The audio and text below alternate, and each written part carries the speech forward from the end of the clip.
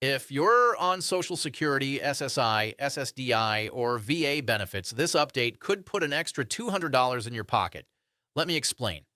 Hey everyone, let me talk to you about something that's been making waves all over social media and getting millions of seniors excited and confused at the same time. You've probably seen headlines screaming about a $200 monthly boost to Social Security benefits, and I know a lot of you are wondering if this is real, if you qualify, and when you're going to see that extra money in your bank account. I'm going to cut through all the confusion and give you the complete truth about what's actually happening right now with Social Security. First, let me be absolutely clear about something important. If you're watching this, hoping to find out how to claim an extra $200 that's already been approved and is just waiting for you to sign up, I need to tell you the honest truth. This $200 boost is not currently law. It's not something you can apply for today. It hasn't been approved yet. But that doesn't mean it's fake news either, and it definitely doesn't mean you should stop paying attention. Let me explain exactly what's going on and why this matters so much for your financial future.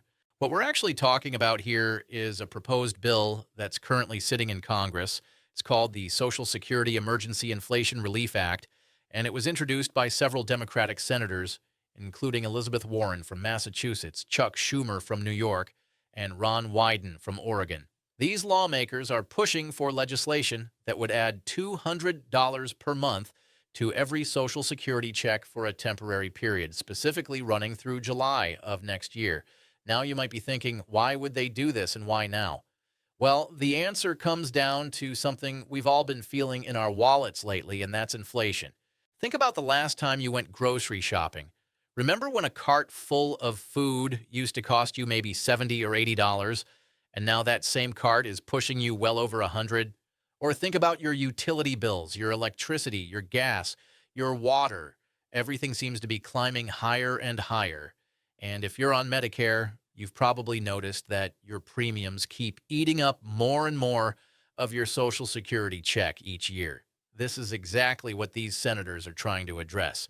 They're looking at millions of Americans who spent their entire lives working hard, paying into Social Security with every paycheck, and now they're finding that their monthly benefit just isn't stretching as far as it used to.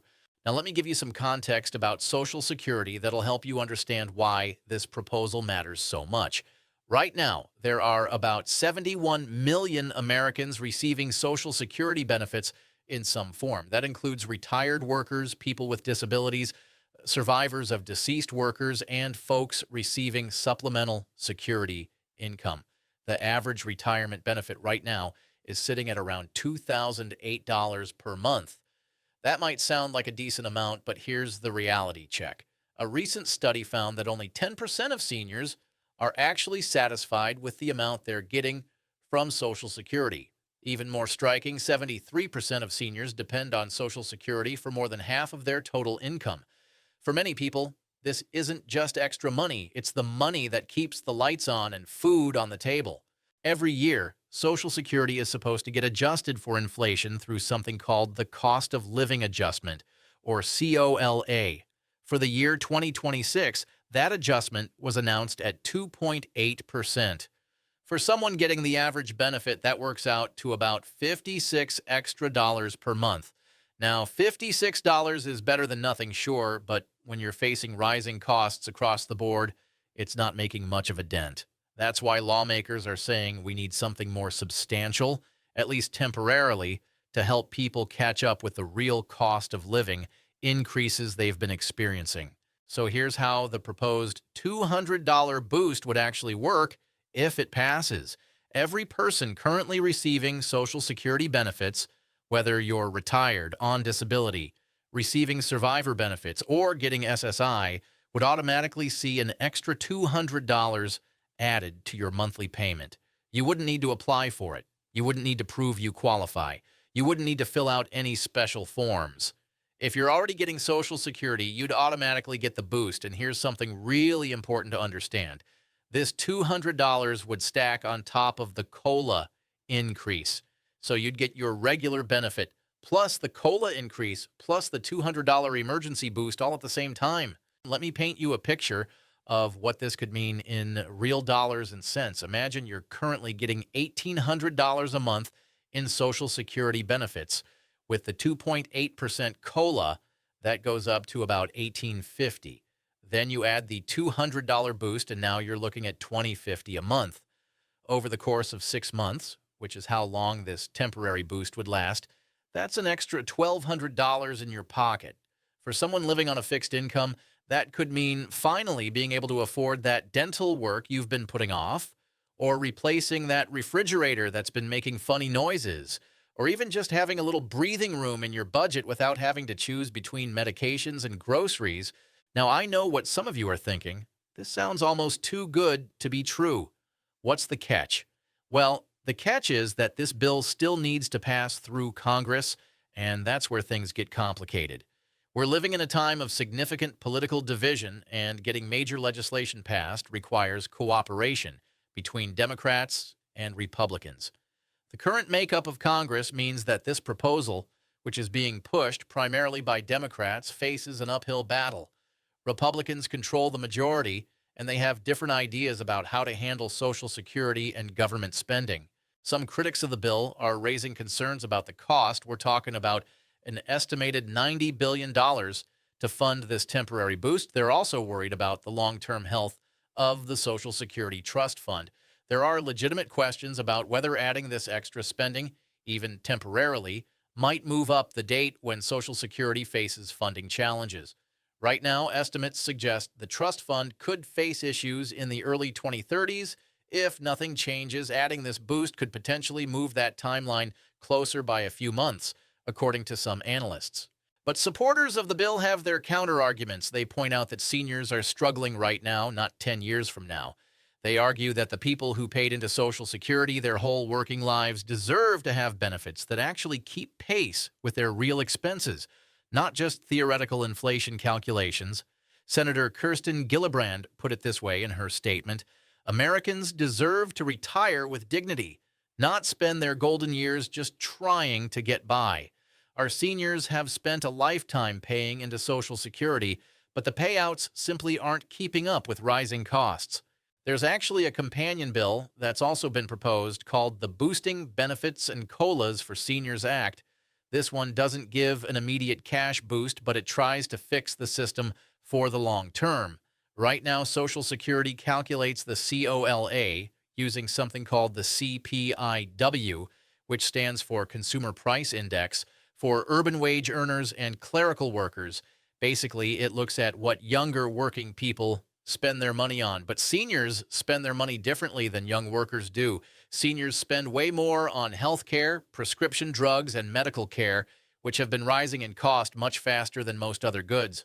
This companion bill would switch to using the CPIE instead, which specifically tracks the spending patterns of elderly Americans. This could result in higher COLA increases year after year, which would make a real difference over time. So what should you actually do right now with all this information? First and most important, don't fall for scams. Unfortunately, whenever there's news about Social Security increases, scammers come out of the woodwork. The Social Security Administration will never call you out of the blue, asking for your Social Security number or demanding fees to process your benefits. They will never send you emails or text messages asking you to verify your information by clicking a link. If this benefit boost passes, it will be added to your payment automatically. Nobody is going to ask you for money up front to get your money later. That's always a scam. Second, make sure your information with the Social Security Administration is up to date. If you've moved recently or changed your bank account, you want to make sure SSA has your current information. You can do this by creating or logging into your My Social Security account on the official SSA website. This is also where you can check your benefit amount, see your payment history, and get your official COLA notices when they're available. Third, and this is really important, if this issue matters to you, let your voice be heard. Your representatives in Congress actually do pay attention to what their constituents care about. You can contact your senators and your representative through their offices either by phone, email, or even old-fashioned letters. You can find their contact information on the official Senate and House of Representatives websites. Tell them what you think about this proposal. Explain how the rising cost of living is affecting your daily life. Share your story. Real stories from real people often carry more weight than any statistic. Let me also address something I've seen causing confusion online. Some websites and social media posts are making it sound like this $200 boost is already happening, or that it's definitely going to happen, or that you can somehow sign up for it right now. That's not accurate. As of right now, this is a proposed bill that's working its way through the legislative process. It could pass, it could fail, or it could be modified significantly before any final vote. The legislative process takes time, and it involves negotiations, committee hearings, amendments, and eventually votes in both the Senate and the House of Representatives. Even if it passes both chambers of Congress, it would still need to be signed by the president. That being said, there is some real money that is definitely coming your way, and I want to make sure you know about it. The 2.8% COLA for 2026 is already approved and confirmed. If you're receiving Social Security benefits, you'll see this increase starting with your January payment, or if you get SSI, you'll see it at the end of December. This isn't as dramatic as a $200 boost, but it's real, it's happening, and it's something you can count on. You should be getting a notice in the mail from Social Security explaining your exact new benefit amount, and you can also check this information in your My Social Security account online. Now let's talk about why this debate over Social Security is happening in the first place, because understanding the bigger picture helps you make sense of all these proposals. Social Security was created back in the 1930s as part of President Franklin Roosevelt's New Deal. The basic idea was simple and powerful. Throughout your working life, you and your employer pay into the system through payroll taxes.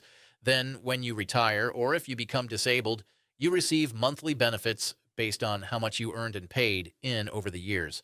It's essentially a social insurance program, a promise that society makes that you won't be left destitute in your old age.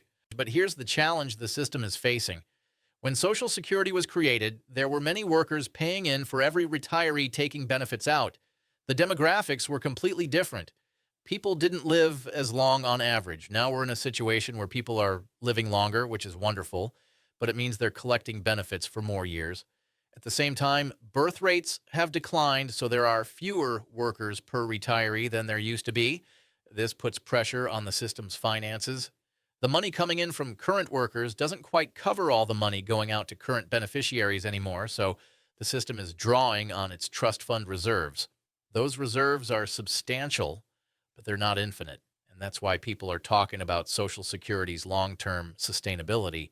Different people have different ideas about how to strengthen Social Security for the future. Some suggest raising the retirement age gradually, though this is unpopular with workers who've spent decades doing physically demanding jobs. Some propose raising the payroll tax cap, which currently stops taxing wages above a certain level, around $170,000. This would mean high earners pay and more, which would bring more money into the system. Others suggest changing the benefit formula or the way COLA is calculated.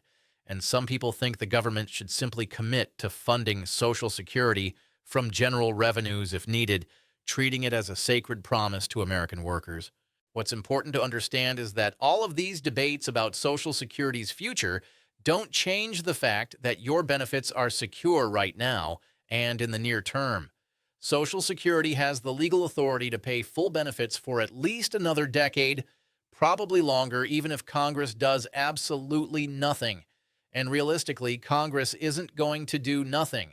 Social Security is sometimes called the third rail of American politics, meaning it's so popular and so important that politicians touch it at their own risk.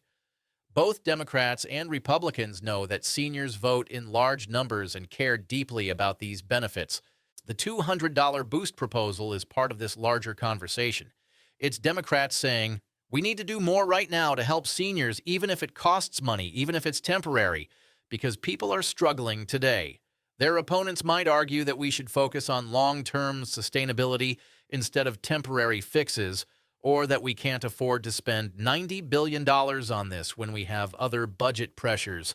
These are legitimate political differences, and ultimately, voters and their elected representatives will decide which approach to take.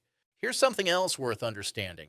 Even if this particular $200 boost doesn't pass, the conversation it's generating is valuable. It's putting a spotlight on the real financial challenges that Social Security recipients face. It's forcing lawmakers to confront the question of whether current benefits are adequate. And it might lead to other forms of help, even if they look different from this specific proposal. Sometimes in politics, a bill doesn't pass in its original form, but the ideas in it influence other legislation that does pass, or it sets the stage for future action. In the meantime, there are things you can do to maximize your Social Security benefits, regardless of whether this boost happens. If you haven't claimed benefits yet and you're trying to decide when to start, know that every year you delay claiming past your full retirement age, your benefit increases by 8% up until age 70. That's a guaranteed return that's hard to beat anywhere else. Of course, this decision depends on your individual circumstances, your health, your other sources of income, and your life expectancy expectations, but it's worth thinking carefully about. If you're already receiving benefits, make sure you're getting everything you're entitled to. Some people don't realize they might qualify for spousal benefits or survivor benefits that could be higher than their own retirement benefit. The rules are complicated, but it's worth checking with Social Security or talking to a benefits counselor to make sure you're not leaving money on the table. Also, if you're working while receiving benefits and you're younger than your full retirement age, be aware of the earnings limit. You can earn some money without it affecting your benefits, but if you earn too much, your benefits might be temporarily reduced, though you'll get credit for this later. As we wrap up here, let me summarize the key takeaways you need to remember. The $200 monthly Social Security boost is a real proposal that's currently being considered by Congress, but it has not been approved yet. You cannot apply for it or sign up for it right now because it's not law. If it does pass, it would be added automatically to your existing benefits without you needing to do anything. The benefit would last for about 6 months and would stack on top of the regular COLA increase. Meanwhile, the COLA increase of 2.8% is definitely happening and will show up in your January payment. Stay informed about this issue, but be careful about your sources of information. Stick to official government websites like ssa.gov for the most accurate information about your benefits. Be extremely skeptical of anyone claiming they can help you get special payments or asking for money or personal information. If you care about this issue, contact your elected representatives and make your voice heard. And regardless of what happens with this particular proposal, know that Social Security remains a vital program that provides crucial support to millions of Americans. The reality is that living on a fixed income is challenging, especially when costs keep rising. Whether this $200 boost happens or not, the underlying issue remains that many seniors are finding it harder and harder to make ends meet. That's a problem worth solving, and there are people working on solutions, even if they don't always agree on what those solutions should be. Your job is to stay informed, protect yourself from scams, make sure you're getting all the benefits you're entitled to, and let your representatives know what matters to you. Thank you for watching, and I hope this cleared up the confusion about what's really going on with Social Security right now. Remember, knowledge is power, especially when it comes to your financial security. Stay informed, stay skeptical of too good to be true claims, and stay engaged in the political process that determines these important benefits. Take care of yourself and your finances.